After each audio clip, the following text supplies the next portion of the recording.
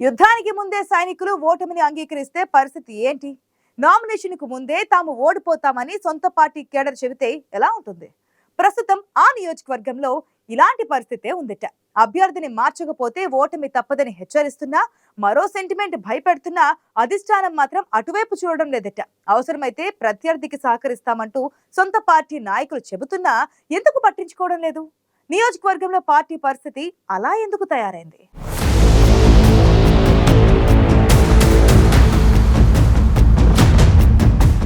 Why not 175 అంటూ CM Jagan ఒక target పెట్టుకుని ముందుకు సాగుతుంటే కొన్ని నియోజకవర్గాల్లో వైసీపీ నాయకులే ఆ లక్ష్యానికి వ్యతిరేకంగా పనిచేస్తున్నారా? స్థానికంగా ఉన్న గొడవలను చూపించి అభ్యర్థుల ఎంపికలో విభేదిస్తున్నారా? ప్రస్తుతం ఏపీలో వైసీపీకి చాలా క్లిష్టంగా మారిన నియోజకవర్గాల్లో ఉమ్మడి అనంతపురం జిల్లాలోని సింగనమల కూడా ఒకటి. ఇక్కడ సిట్టింగ్ ఎమ్మెల్యే జొన్నలగడ్డ పద్మావతిని కాదని ఒక కొత్త అభ్యర్థిని, అది కూడా ఒక సామాన్య మధ్యతరగతి కుటుంబానికి చెందిన వీరాంజనేయులకు టికెట్ ఇచ్చారు. ఇదే ఇక్కడ ఒక పెద్ద సమస్యగా మారింది. సింగనమల ఎమ్మెల్యే జొన్నలగడ్డ పద్మావతి మీద ఎలాంటి వ్యతిరేకత లేకపోయినప్పటికీ ఆమె భర్త ఆలూరు సాంబశివారెడ్డి మీద సొంత పార్టీ నాయకులు తిరుగుబాటు జెండా ఎగురవేశారు. 5 ఏళ్ల పాటు ఇక్కడ అంతా సైలెంట్గా కనిపించినా ప్రస్తుతం ఈ 5 ఏళ్లలో వారు పడ్డ ఆవేదనను ఒక్కసారిగా బయటపెడుతున్నారు. పద్మావతికి మరోసారి టికెట్ కేటాయిస్తే ఖచ్చితంగా సహకరించమని నియోజకవర్గంలో కీలక నాయకులంతా అధిష్టానానికి అల్టిమేటం జారీ చేశారు.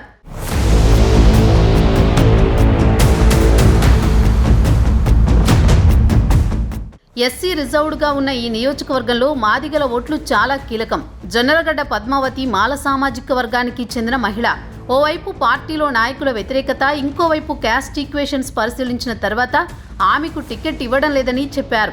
ఇదే విషయాన్ని పద్మావతి, ఆమె భర్త సాంబశివారెడ్డిలకు తెలిపారు సీఎం జగన్. మొదట దీనిపై కొంత డిఫర్ అయినప్పటికీ ఆ తర్వాత పరిస్థితి సద్దుమణిగింది. సీఎం జగన్ మాట ఫైనల్ అన్నారు.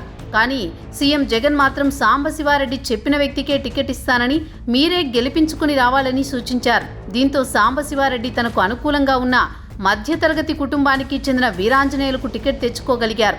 దీంతో సాంబశివారెడ్డి వ్యతిరేక వర్గీయులంతా భగ్గుమన్నారు. సాంబశివారెడ్డి భార్య అయితే ఏంటి, ఆయన చెప్పు చేతల్లో ఉండే వ్యక్తి అయితే ఏంటి, రెండూ ఒకటే కదా అని ఆందోళనలు కొనసాగించారు. ఎట్టి పరిస్థితుల్లోనూ వీరాంజనేయులకు సహకరించబోమని తేల్చి చెప్పేశారు.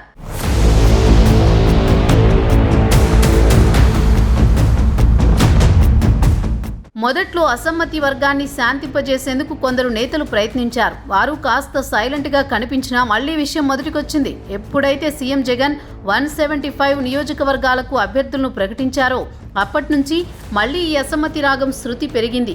తమకు పార్టీ అంటే చాలా గౌరవం ఉన్నప్పటికీ సాంబశివారెడ్డి సూచించిన వ్యక్తికైతే తాము సహకరించేది లేదని తేల్చి చెప్పేశారట.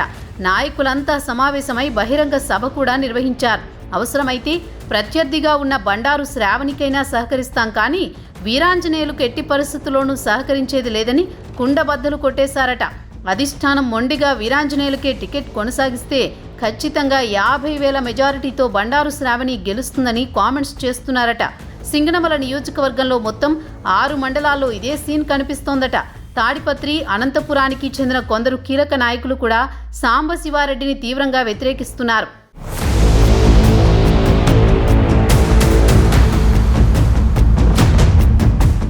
అసలు ఎందుకు ఈ పరిస్థితి వచ్చిందన్నది ఒకసారి పరిశీలిస్తే గత 5 ఏళ్లలో సింగనమల నియోజకవర్గంలో ఎలాంటి విభేదాలు లేవు. సాంబశివారెడ్డికి వ్యతిరేకంగా ఎవరు మాట్లాడినా పరిస్థితి కూడా లేదు. ఎన్నికలు దగ్గర పడుతున్న సమయంలో ఒక్కసారిగా అసంతృప్తి జ్వాలలు బయటపడ్డాయి. సాంబశివారెడ్డి తన బంధువర్గాన్ని 6 మండలాలకు అనధికారికంగా ఇన్ఛార్జీలుగా నియమించుకుని పెత్తనం సాగించారన్నది ఆరోపణ. పార్టీ కోసం ఎంతో ఖర్చు పెట్టి దగ్గరుండి గెలిపిస్తే తమనే అణిచివేసే విధంగా వ్యవహరించారని ఆరోపిస్తున్నారు. పార్టీని మొత్తం నాశనం చేశారంటూ మండిపడుతున్నారట. అలాంటప్పుడు ఆయనకు అనుకూలంగా ఉన్న వ్యక్తికి టికెట్ ఇస్తే ఉపయోగం ఏంటన్నది వారి ప్రశ్న. సింగనమలలో మొదటి నుంచి ఒక సెంటిమెంట్ ఉంది.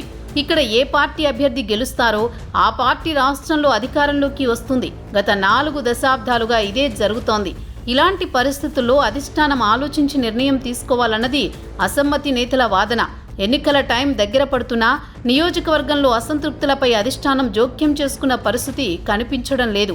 వీరాంజనేయులకు టికెట్ ఇస్తే పార్టీకి దూరమవుతామని కూడా హెచ్చరిస్తున్నా అధిష్టానం లైట్ తీసుకోవడం అర్థం కావడం లేదట. మరి సింగనమల వైసీపీ ఖాతాలో పడుతుందో లేదో చూడాలి.